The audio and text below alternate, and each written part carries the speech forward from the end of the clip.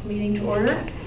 As a reminder, the mission of the Great Falls International Airport is to optimize transportation services and development in our region. The vision is to maximize the airport's benefit to our region. Welcome, and please remember that the board appreciates participation from the public. If you have comments throughout the meeting or the work session, please stand, state your name, and address, and your comments will be heard. With a quorum of the board present, I'll call the meeting officially to order. Roll call of the board members, please. Commissioner Eretz? Here. Commissioner Bakke is absent. Commissioner Evans here. Commissioner Gibbs? Here. Commissioner Lalonde? Here. Commissioner Smith? Here. And Commissioner Kimball? Present. Okay, that's everybody. Please stand for the Pledge of Allegiance.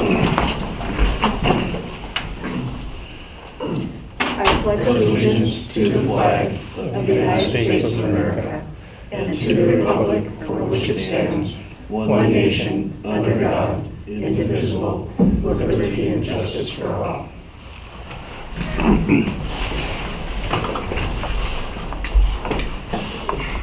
Thank you. We will start, as always, with the consent agenda. Consent agenda is made up of routine day-to-day items that require board action, but do not appear to have a significant public impact. Items may be pulled from the consent agenda for separate discussion or vote by any board member. This month we have item A, approval of board meeting minutes from May 2021. B, payroll checks totaling $87,207.62. C, maintenance and operations checks numbered 26093 to 26146, totaling $303,295.16. D, approved passenger facility charge totaling $56,000. And E, financial reports for May 2021. Does any board member wish to pull any items from the consent agenda? If not, I would entertain a motion. Make a motion on the agenda. I'll second. Okay. It has been moved and seconded to accept the consent agenda as presented. All those in favor say aye. Aye. Aye. Opposed, same sign. Consent agenda is passed as presented. Now we'll hear from the director. Yes, happy May, everybody, or June, everybody. We're looking at the May financials here. We're coming up on year end. Looks like the end of the year will end a little better than planned. Revenue recovered a little faster than we expected. Of course, that was based on projections a year ago, which were hard to nail down given uncertain pandemic recovery. But looks like we'll be a couple $100,000 to the good on revenue. We expect we'll be 50,000 or more to the good on expenses. We we've asked Rod to go ahead and make some final year-end purchases on some things we were kind of dragging our feet on throughout the last year or so to get closer to plan. By year end, we've ordered some additional fuel because we feel fuel price is probably not going to be to our favor by the time we get to the winter season. It seems as though that fuel cost is going to continue to escalate. As you probably have seen, oil's now knocking on $80 a barrel, so we're getting much closer to higher prices for diesel than we've seen in a few years. So we're going to go ahead and buy some fuel. We're going to replace some equipment. We have a riding mower that is seeing its last days. The engine finally blew on it. Just a little Craftsman garden tractor that we use out front. Probably not quite the right tool for the job, so we're going to replace that here at year end and some other things, kind of get us closer to plan. As you may know, if we end up with a lot of excess revenue and at the year end, then we end up with a fairly large settlement with the airlines. We have to send them money at the year end. To tell you how important that is to the airlines, two of the airlines we sent money back in January still haven't cashed the checks. One of them lost the check. So we're working on trying to get that last year's checks finally cashed. So it is best for us if we plan well and get close to plan. Normally we do. This year obviously being an exceptional year, but it does look as though the financials are in a little better shape than we expected, so that's positive. You may have seen over the last couple of weeks, really the last 2 to 3 weeks, there's been a lot of turmoil around the border. There's a lot of pressure from primarily smaller communities across the border to get the border reopened. And both of our senators have weighed into that. I saw that John Tester sent a letter last week, and then I was contacted by Senator Dane's office as he was preparing a letter and wanted to use some of our language from our letter that we had sent them several weeks ago, I guess now, maybe 2 months ago. So they're both working on that issue. There's a lot of back and forth right now. It seems as though there might be a surprise opening right at the 4th of July holiday. That's one sort of thing that's rumored. Sounds like a heck of a way to do it. But at a minimum, we're sort of hearing September timeframe. So that's really positive for us. We're very anxious to see that Canadian traffic back in our system. The Lethbridge Airport lost Air Canada at the onset of COVID, and so they're down to itinerant service from WestJet. So we think there is some opportunity there once the border plan is kind of in place to begin some marketing up there as we get into fall, which is a stronger season for Vegas and Phoenix anyway. We're very anxious to see that coming about. Traffic in May remained down about 30% below normal. We ran at about 12,500 boardings. We should be around 14 to 15,000 boardings, 16,000 even. So we're still a little bit light on boardings. A lot of that is the Canadian traffic. And some of it still is people can't get out and go to some of the destinations internationally. That isn't a huge part of our business, but certainly that's some of it. Hawaii is still having COVID testing. California not completely reopened. Still some sticky wickets out there as we get into summer. We are now in full summer schedule over the next couple of weeks. We'll have 4 Salt Lakes a day. We're to 3 Denver a day with a 76-seater on the morning flight, and then that 76-seater returns in the evening. That's good. We've got a few more seats there, and then on the weekend, Denver's flying 4 a day, so some extra seats in there too. Alaska started their second flight quite some time ago, back in March, so they've been at full schedule for some time. So the only thing we're really missing this summer is more capacity to Minneapolis. We normally have 2 76-seaters or an Airbus. This year they're not doing that, and then of course Chicago is missing also. So we still have some seats missing in the market, but certainly a pretty good recovery. United has told us throughout that they plan to bring Chicago back next year, so we have something to look forward to there, and ideally we'll have some more service to announce too between now and then. So again, we think as we get into summer, we'll probably be down closer to 15%. Or so, looking through those summer months, assuming things continue to recover well. But for May, it was about 30% decline. We had our first sort of working meeting with the terminal team yesterday to kind of look at the terminal projects that we have coming up. As it sits right now, we're in the design stages of the ticket counter relocation. So that's the project where we'll shove basically all of the functions back about 30 feet underneath the overhang and into the expansion area that was constructed during the 2014 project. As part of that project, we'll employ an insulated panel system to enclose the bottom of the building. So that we'll have a new enclosed area out there for bag makeup. For the time being, it'll be just a giant sort of garage type room that TSA will get bags that will come out of each of the individual airline belts into some type of roller belt. The bags will be taken over to TSA for screening, and then the airlines will pick them up.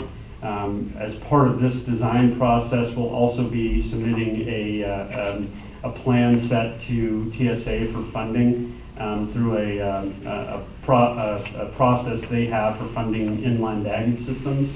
And we'll be asking them for funding to automate that process. So those bags will come back to a common belt. They'll do a power turn back through a common screening machine, probably a different machine than we have today, a bigger machine than we have today. They'll go through that, and then they'll power turn back, and there'll be some type of common run-out belt where the airlines will go and grab their individual bags. As I said, yesterday was kind of our first team meeting where we really started looking at the project and going back there and looking at the spaces we have available for the project and what we want to relocate, what we don't want to relocate. It's, I think, a fairly simple project. It does get expensive when you move ticket counters and office space. That's the expensive part of the airport to mess with. But we think it's really important to get this done while we have this CRISA funding and ARPA funding available to get it done, because otherwise we'd have to use airline rates and charges to pay for that. And so we don't want that pressure on the rates, but we do want to get this accomplished. As part of that, we've been monitoring the discussions about ARPA financing over the last couple of weeks. And just on Friday, we've got kind of our first peek at what it looks like we'll get. We'll get nearly $3 million, just under, about 2.9 and some change. It looks like from ARPA, combined with our CRISA funds of 1.8 million, we get about 4.8 total out of those two funding sources. We think this project will be around the neighborhood of 5 million. So there'll still be a little bit of overhang that we'll either charge to the airlines through rates and charges over a couple of years, or we are due for a new passenger facility charge application, which David will probably start around the August timeframe, so that we can continue that funding source. We might be able to put a little bit of that money in there. So that project's kind of marching along. We have kind of our full funding in place now of what we're going to get. In talking to the FAA, we'll be submitting some grant applications for those funds here in the next few weeks. To get the administrative side of that lined up. It looks as though we'll have to submit an environmental letter, a CADX. We aren't creating any new space, but the FAA will just want to go through a checklist to see what, if anything we're doing. Likely there won't be any process other than just the letter. Beyond that, a small bit of that money, I think a couple $100,000, we'll be using to fund the parking machines, which is on the agenda on the upcoming agenda this month. But we'll have almost all that 4.8 available for the ticket project. We're also looking ahead to next year. We have somewhere around $1 million slated for terminal construction next year as we start to look at what we want to do with the front portico. The concrete continues to fail out there. Every time I go out, it seems like there's new cracking and some pumping out of some of that cracking because we don't handle the storm water well out there. Really, the roofs kind of drain down underneath the sidewalk, unrestricted, and if you go out there and look, the gutter just comes down and dumps in the gravel area between the walkway and the terminal. So we need to do something with that and try to redirect that water and then replace that concrete. Also looking at that overhead structure there, we've got some roofing we know that's starting to fail. We're still looking at the possibility of replacing that entire overhead structure as part of the terminal project. So we'll be looking into that as we get into the next 6 months or so, beginning to look at next year's projects. But the terminal team, like I said, the architects were up yesterday and we sat down for the first time to talk through those things. The de-icing pad, you may recall, as we met last month, we had an exceptionally high bid. We were unable to come up with a plan for that. There was a couple last-ditch efforts of FAA to find some additional funding. The project team did a great job of trying to cut that project down. We kind of pulled out all the stops and tried to reduce the amount of asphalt we were using for shoulders. We tried several different ideas of how to lean the construction up, even maybe phasing the project so that we only did portions of it this year. In the end, we just couldn't come up with a project that was recommendable. The bid was simply too high. The company out of Spokane had tremendous cost to try and bring their equipment all the way over here and their staff all the way over here. They couldn't find any local partners that would lend them construction workers or sub out pieces of the project. None of the local contractors were all interested in that. The gravel supply and rock would have been out of Helena, which they would have the transportation costs. And so in the end, it wasn't to be. The FAA their current plan is to look for funding next year for some discretionary money that we could use to get that project underway. So we might have both the terminal ramp over there underway and some work on the terminal next summer at the same time, which really shouldn't hurt anything. They're not really related, but a busy construction season if that's the way it all stacks up. So John, you'd be rebidding it then? Yeah, the FAA, I think we were hard pressed to get them to agree we had reasonable bids, even if we thought we could get to something we could afford. The bids were just so much higher than anyone expected that they have to concur that our bids are reasonable. And we faced some difficulty there. And so I think from the onset, the FAA would have preferred, that we rebid, and so that's what we're going to do. The question of timing is, we're kind of watching the environment right now. Traditionally, you would like to rebid early, maybe before the holidays, so you get a contractor as an empty book for next year and can get something kind of penciled in and you get good pricing then. But given how the current environment is so uncertain and there's still a lot of question about material costs and escalation, we've talked about, well, maybe we want to wait into January a little bit closer to the construction timeline to see what we think the optimal time is to drop that bid. So still some discussion there. We'll either bid it in late fall or we'll bid it in early, late winter, mid-winter, I suppose, right after the first of the year. One of those two to try and get that project, assuming the FAA can find the money to get that project going again. So. Also, we're currently about midway through the upstairs bathrooms. The men's room is just about complete. It looks like there's a couple more days of plumbing that need to happen up there to get the sinks in and a few other things, but very nearly done with the men's room. And then once the men's room's open, we'll open that for a women's room, and we'll switch over and take on the women's room to get that complete. To try and get everything open ideally by Christmas season, I think at this point. But there are weddings about every weekend, so we're trying to leave it in a state that isn't too torn up there, and we at least have a women's room available right up there. There's obviously men's rooms here and then men's room across the hall, so it's not too bad. But we're looking forward to having that all finished here shortly.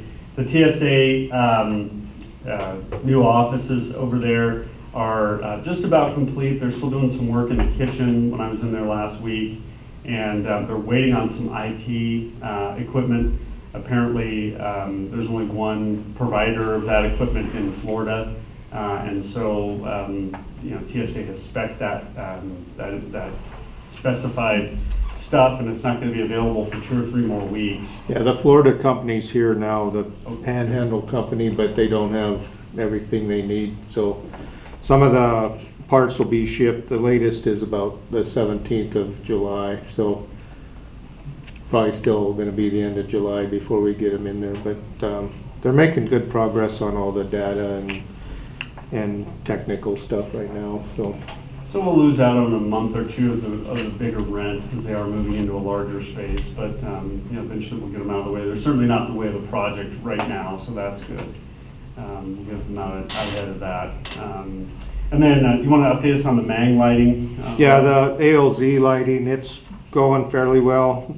They too are having some supply issues, so they've got the lighting in, the lighting vault is put up out there. They're doing the electrical in there, so they're just waiting for some stuff from the ADB company that supplies the lighting and some of the equipment. Looks like they'll probably commission that the week of the 19th. They should have all their parts in, and they've got the lights in the runway and the conductor pulled and that kind of stuff. So they're kind of just waiting on a few smaller items there. So, yeah, about the 19th I'll commission that, I hope, so. Ron, I can't remember, are they using incandescent or LED bulbs in that? Is that LED. It is LED? Yeah. Okay, that'll be good for us. Yeah. Try some LED in pavement lighting. Yeah, we've got the the LED lighting on that secondary runway, 1735. We haven't replaced a bulb out there Yeah. since they've done that, where on the incandescent ones, we're constantly changing bulbs. Yeah, the only problem with the LEDs, I mean, that you have a lot longer life and the power is great, but in the in-pavement stuff, they don't generate enough heat sometimes to kind of keep them from icing up. So that's the only real knock I've heard on them. So. And then the guard apron, I was in on their meeting this morning. It's going pretty well. They've got all the pilot lanes, every other lane poured. They're pouring in between them now. So that looks like probably mid-August they'll be done over there. Things are going well. They've got the concrete mix design going well, and the pours are going good. So. Do they have any beam breaks yet? Is that all? Yeah, that's all squared away. Good, so good. they've just been pouring. So they've got a couple more weeks of pouring in the lanes in between what they've got, and then there's some asphalt work and painting and that kind of stuff. But it sounds like it's going well over there. And I think that's all we have on the director's report. Any questions for John? No? Okay. And the first item, as he mentioned on the agenda, is the parking pay stations. Yeah, so we're in the midst of implementing the parking, the change over to self-park and in-house self-park at that. We plan to modify 2 of the lanes. Today we have kind of the little snow cone hut in one lane that's a manned lane, has a revenue computer in it and all that type of thing. And then we have a larger office about the size of a camper. It's kind of a unibuilt unit. And so the first lane with the snow cone hut, we plan to just lift that out of there. It's bolted to the pad underneath, and the conduit and everything comes up under.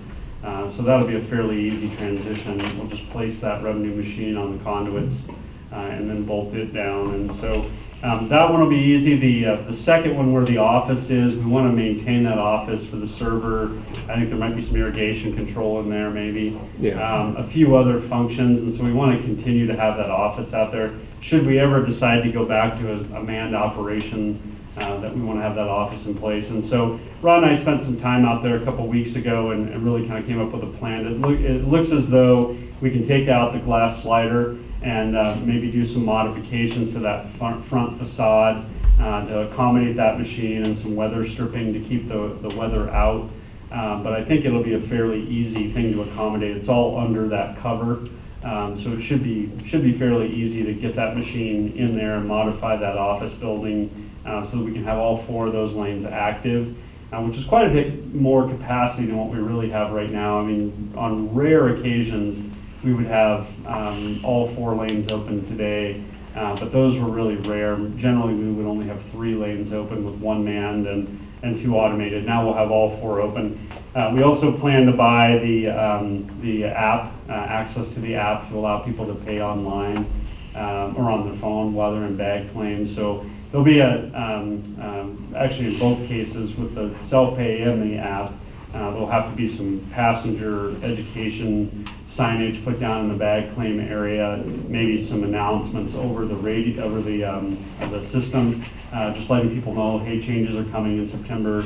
We'll be at self-pay, we'll no longer take cash, those types of things, and get people used to that messaging. And then some things on the Facebook page, some things on the website to kind of show people how to use those machines. They're pretty self-explanatory, but people still have some issues figuring it out once they're out there. But as you can see from the proposal, Hub made the 2 machines we have out there now, the revenue pay stations we have now. So we'd be buying 2 more Hub machines, so about $15,000 per machine. We also need to make some changes to the plaza and the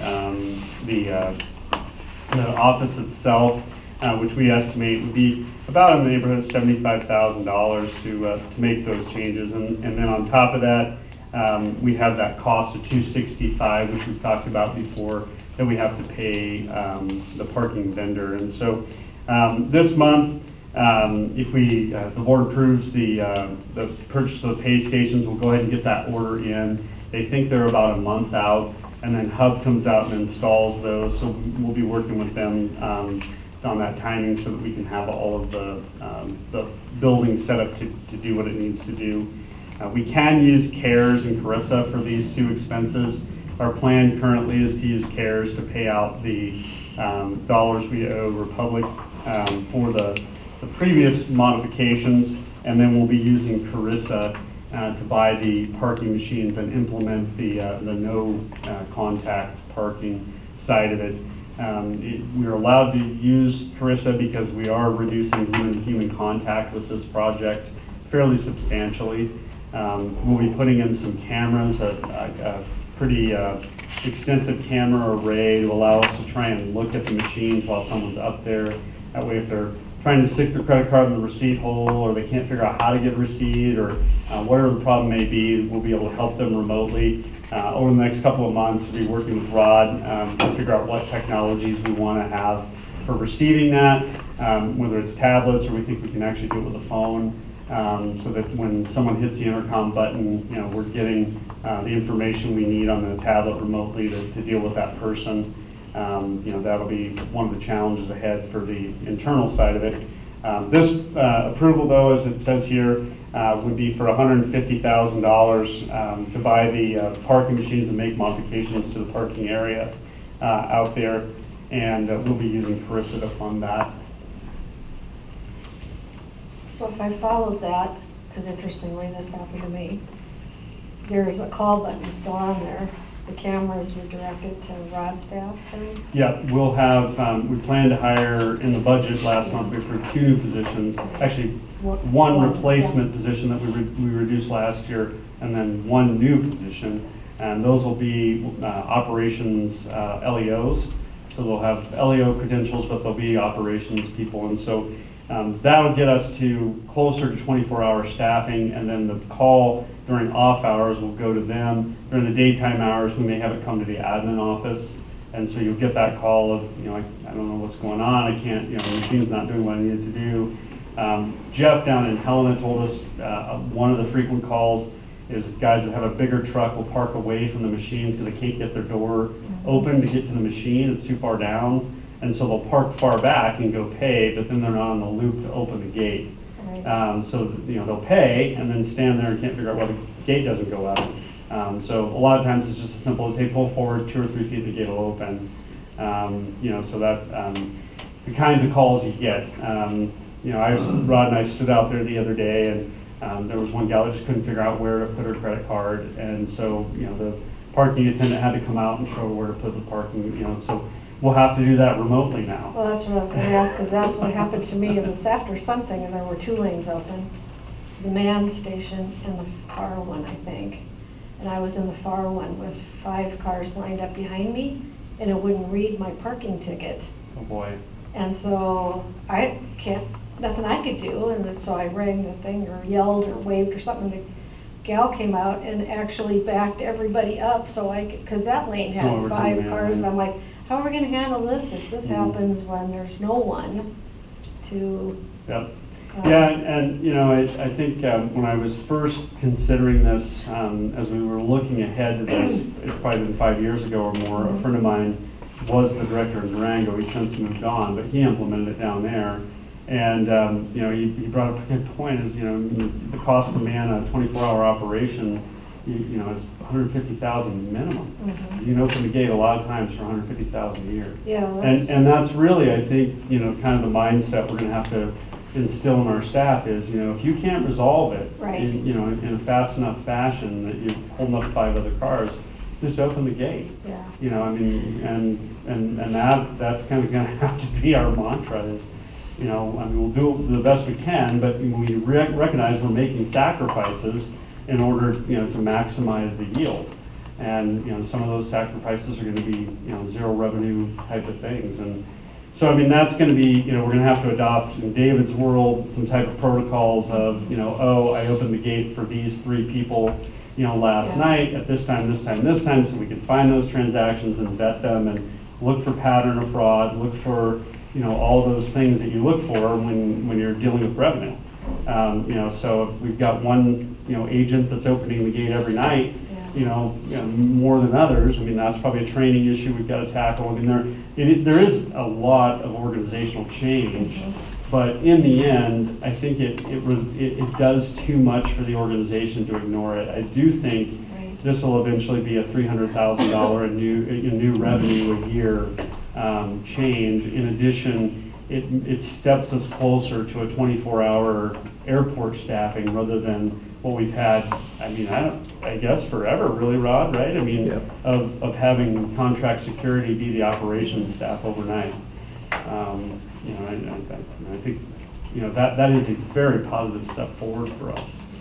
Just want to point out mine was not operator error. She couldn't get it to work either, so. Well, sure. I mean, you think about it, those tickets go in wallets and through water parks, and I mean, they go, Might just leave mine laying in the console, so I mean, I get was bleached out. stunned. Yeah. But yeah, I thought, oh, this is interesting, and some of the people weren't very happy that they had to back up. Yeah.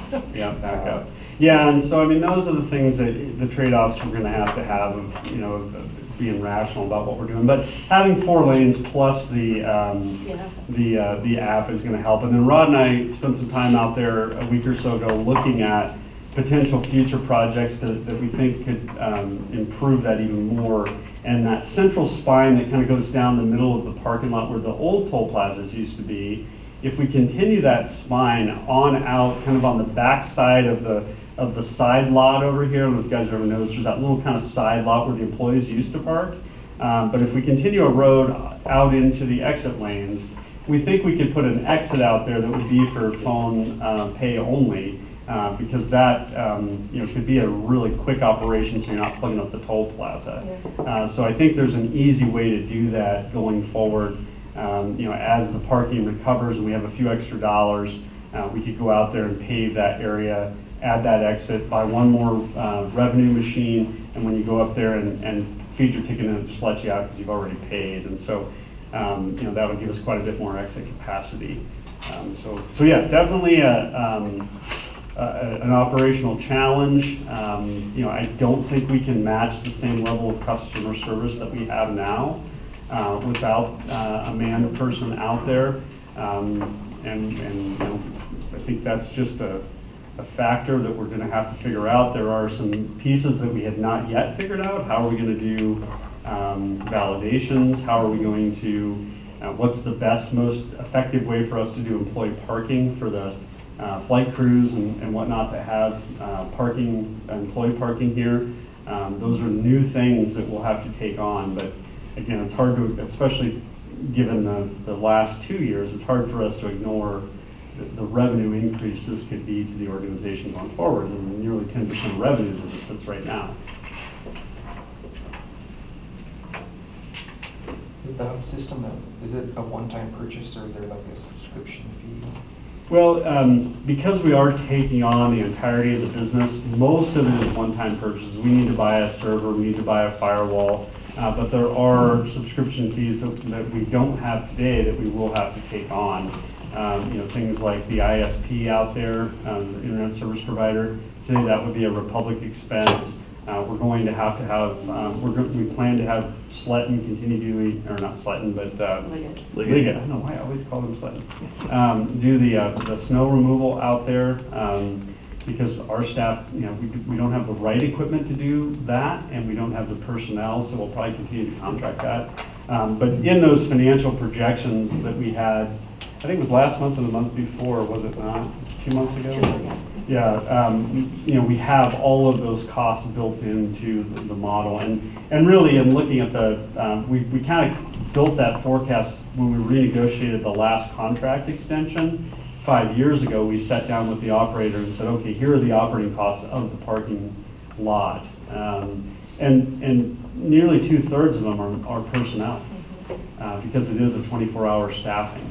And so, that is the big nut. And so if we can find a way to crack that by offering a good level of remote access to the passenger from the cell phone and down there, which I think is something that people will appreciate, and then also having quick pay machines up here where we're vetting problems quickly, I think we can, kind of help. And it may be for some time, and when we have 2 flights coming in, or it's Christmas or something, that we may have to position a person out there to just kind of, when you look really at what Tom does a lot of, he's out of the booth a lot, walking between, and so, we may have to do that from time to time, put someone out there, to kind of move out a major flight that comes in or something like that. Santa's in, handing out candy. Hand out candy canes, that's a good idea.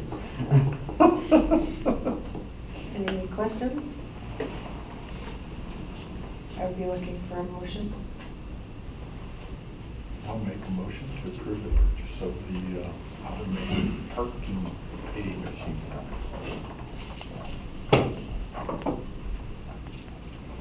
I'll second. Second? So it's been moved and seconded. Are there any other questions before I call for the vote? No? So all those in favor of the motion as presented, please indicate by saying aye. Aye. Opposed, same sign. Okay, motion passes.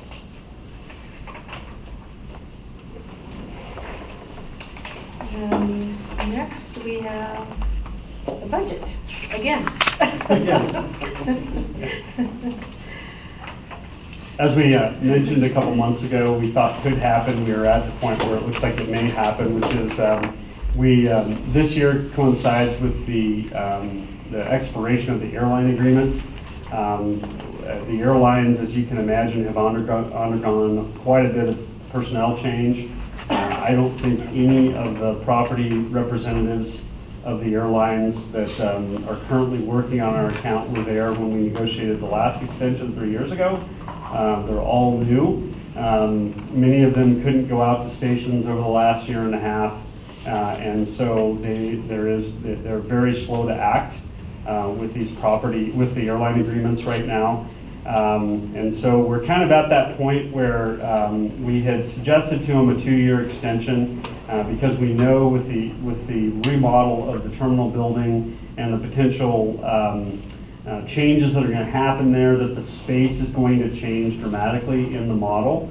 We also know, looking ahead, that we have some terminal modifications that are going to be costly. It made sense to us to renegotiate the agreement in 2 years when we're kind of on the hindsight of the space changes, or to the extent that they wanted to move in the agreement, that we could get that all figured out and then do a renegotiation of the agreement. So we had offered them a 2-year extension. We would have entertained a 1-year extension, if that were their desire. We did have a visit from both Alaska and Delta. Interestingly, they didn't discuss any of the business terms when they were here. They just more or less wanted to see the areas that we're modifying and that type of thing. They have expressed interest in continuing to ratchet the rates up for Allegiant. We've said we're kind of happy with where the non-signatory rates are right now. We have an exceedingly high landing fee penalty of 50% in the industry. It's closer to 30, 35, even 25% is more normal. But because we have so much cargo, non-signatory cargo that comes through, feeders, special flights that come in, to bring cargo in that goes to Bozeman or Billings or somewhere like that, we have so much churn in that non-signatory cargo space. It advantages us to have a fairly big penalty on the landing fee and generate more revenue off of the landing fee side of the penalty than on the terminal side, because we have excess space in the terminal. We have a gate 5 down there that's only used a few times a week. We have a ticket counter that Allegiant only uses a few times a week. And that space is available for other airlines. And so, we've kind of gone back and forth on this several times with the airlines and said we don't want to change the business terms right now. So we'll offer an extension. They haven't gotten there. And so when we prepared the budget throughout the spring, we had anticipated signatory airline rates, which indicates that the airlines have signed the airline agreement. We now don't know for certain that that's going to happen. So in that event, we need to adopt some type of rates. The board, through the budget process, has adopted the signatory, non-signatory rates. However, if we can't get a majority of the airlines to sign the agreement, we simply won't have an agreement, and instead we need to implement some ordinance rates. Ordinance rates are simply published rates that the board adopts. The FAA requires that they be based on cost and that we charge rates that keep the airport sustainable. There's quite a wide field of how we do that. I spent some time in the last month talking to a consulting friend of mine, and as you may recall, I started out in kind of rates and charges, airline negotiations. That's really what I did throughout the first part of my career. I still have contacts in that arena. And he really said for smaller airports nowadays they're really recommending that you just go to ordinance rates. The time and frustration that builds between the airlines and the airports and trying to do these airline agreements has gotten out of step really with the benefit of having the agreements. In the old days, when you went out and did bond financings, or especially at the larger airports, if you were doing a large capital program, the rating agencies wanted to see that you had an agreement in place that was longer term. That really has outlived its usefulness as airlines have come and gone and merged and everything else. What's shown is, airline markets are pretty resilient. If one airline leaves, another one comes in. And generally you have about the same traffic. And so in looking at everything, basically what we've done here is we've proposed two sets of rates. We're saying the base rates that the board adopted back last month yielded operating revenue in the neighborhood of 2.7 million. To the extent that we don't have enough folks to sign the agreement, then that'll be a slightly higher number because the rates are slightly higher. But we do want to go ahead and adopt that ordinance rate. Basically what we'll do is starting July 1st, we'll begin invoicing on the ordinance rates. If we receive enough airline signatures to equal 50% of the passenger enplanements, then we'll go ahead and rebate the rate overage back to the signatory, non-signatory rates. If we don't, then we'll just continue with ordinance rates. And so Allegiant will start the year assuming that they won't sign an agreement. They typically don't. They'll start the year at ordinance rates. Should we get partway through the year or 2 months down the road and we have enough airlines sign, we'll increase the rates to the non-signatory rates. And so as of yet, we don't have really... He just sent an email saying he's going to sign it. Delta is? Yeah. So we're close to 50%. I figured maybe since they knew we were in the meeting, they would do that. So yeah, I think there's a little bit of cat and mouse going on here, but Wait though, so if they sign up, you're gonna decrease their rates? Yeah, You well- said increase. oh yeah, right. Yeah, like, wait a minute, that doesn't make sense. So Okay. yeah, so if we've told them we need 50%, Delta alone is only about 38%, so we'll still need another airline, be it Alaska or United. It's possible Allegiant could sign it. They typically don't, but so if we get enough to get 50%, we'll stay on the old budget. If not, then we'll begin charging ordinance rates here in 2 weeks when we start sending out billings for next month. But for us to do that, the board has to adopt ordinance rates. And so you have a secondary proposed revenue budget in here. It's the first set of the two operating assumptions. We've printed just the revenue portions in here, and then you can see the actual rate-making schedules for both kinds of budget behind there. You can see that in the top header there, it says, right under Great Falls International Airport, it'll say ordinance rate calculations, and it'll say signatory rate calculations based on which set of scenarios it is. I do foresee probably in the next couple of years we will go to ordinance rates just because of this. I mean, it has become difficult, to have these negotiations every couple of years, and we were talking about it yesterday as part of the terminal discussions. It looks to me as though the future of Montana is a diversification of the airlines, where your highest percentage share carrier might only have 25 or 30% of the market, and really kind of the cats and dogs is what we used to call that, where you have just a thin spread of many carriers flying a lot of different routes.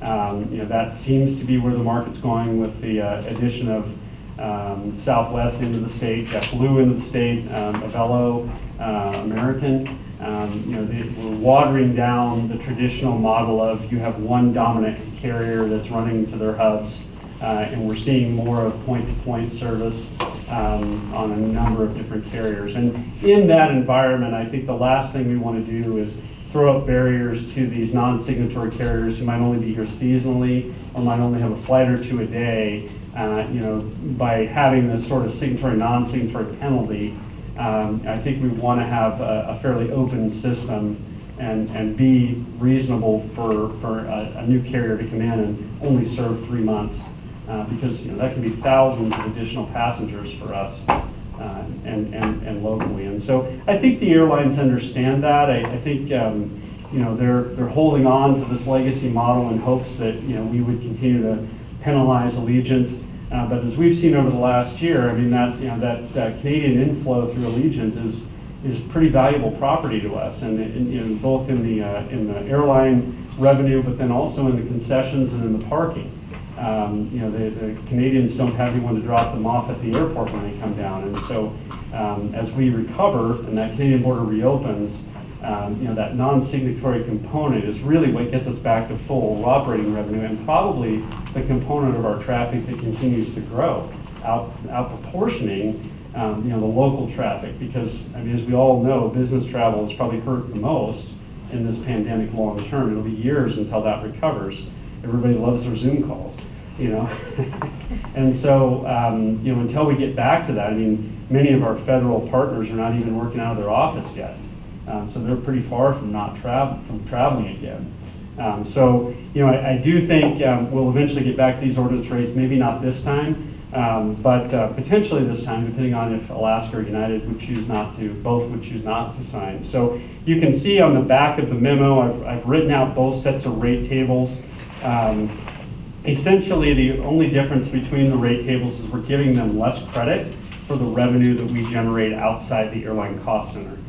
So we've kind of recut the pie a little bit to give us more revenue that we would keep, which would allow us to do other things, elsewhere throughout the authority, that we normally don't have funds to do. More investment in GA, more investment in diversifying our revenue, those types of things. And then we've also recut the pie a little bit in terms of the landing fee versus the terminal rent. I've always been a proponent of a low landing fee because runways have nearly infinite capacity compared to a terminal building, which every square inch someone takes, it's gone, and it's thousands of dollars per square foot to generate that capacity. So we've kind of recut it here, and you can see the landing fees slightly higher, while the terminal rent is substantially higher in that ordinance rate. And so that's kind of the look ahead, and I think what the airlines can expect from us in 2 years would be a move towards this of ordinance rates that would help us keep it cheaper for a new entrant to come in. Any questions on that? I know it's confusing, but essentially what we've done is we've already adopted the signatory schedules. We're requesting the board would adopt a second set of rates and charges to the extent that we can't meet the 50% boarding requirement, in which case we would have a modified revenue projection, which is contained here. So the only action would be on the rates, not on a different budget. No, we typically, exactly, Yeah. we would ask the board to adopt the rate schedules we have here, and so that's the recommended action. So this won't catch airlines off guard, right? They know by not signing that they can expect. Oh, yeah. Yeah, we've been sending them duplicate rate schedules over the last few weeks and telling them, and they had asked us to extend, could we have another 6 months to think about it? We said, well, last time you guys took an entire year to sign it after the agreement was expired, which isn't good practice at all. And this time we're only offering a 2-year extension. So, let's assume we get 6 months down the road and everybody says, nah, never mind. How do we recover that revenue? We can't. I mean, there's not we can't just stop and increase the rates and charge you more. I mean, half the activity or a quarter of the activity for the entire period is gone. So I mean, we really don't want to do that in a short rate schedule. And as we said to them too, I mean, we all need certainty right now. That's the most important thing. And frankly, these signatory rates we're offering are some of the lowest rates that Great Falls has offered in 20 years. So I mean, we're offering you a very, very good deal. Even the ordinance rates, which are higher, are much lower than they were when I started 10 years ago. We normally have a $30 square foot terminal rent and landing fees as high as up to $150, $160. So we're still well below, even with that ordinance rate, where we were 15, 20 years ago. And that's really because we've grown revenue and we've done quite a bit of cost control and LED lighting. I mean, that's cut our power bill substantially. And so we've been able to, to do what the airlines want us to do in terms of controlling costs. So if I'm reading this right, if they do sign in 6 months, say they will basically receive a credit for the difference between the two rates? Yeah, that's what we would do, is we'd probably just begin offsetting invoices until we make it up, make up the difference. Is there a limit on how long? I mean, could we be sitting here a year from now, 2 days from the next fiscal year, and all of a sudden they sign and we owe all this money? No, we've told them basically in the next 60 Yeah. days they need to decide one way or the other, and either sign it or don't sign it. It's only a 2-year extension, and by then will be an 18-month extension or something. So,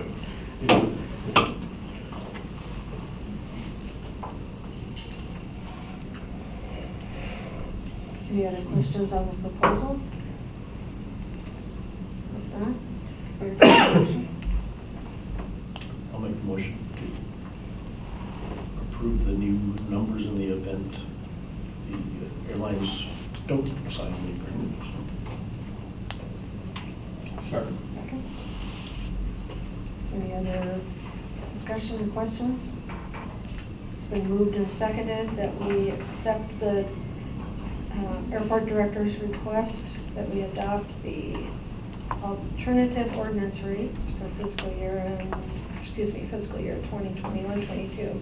All those in favor? Aye. Any opposed? Okay, the motion passes. Thank you. I see I neglected to mention that if anyone had any conflicts of interest, they should indicate it ahead of time. I'm assuming we didn't have any, right? Okay, thank you. Fine print and not wearing my glasses, that's what I'm blaming it on. So, as is customary once a year, we'll be closing the meeting for a short period for the director's review. The director's privacy outweighs the public's right to know in this case, and no action is taken during the closed meeting. I would expect that it would be less than 15 minutes. So, Laura, will you do the cameras? And staff and guests, if you don't mind.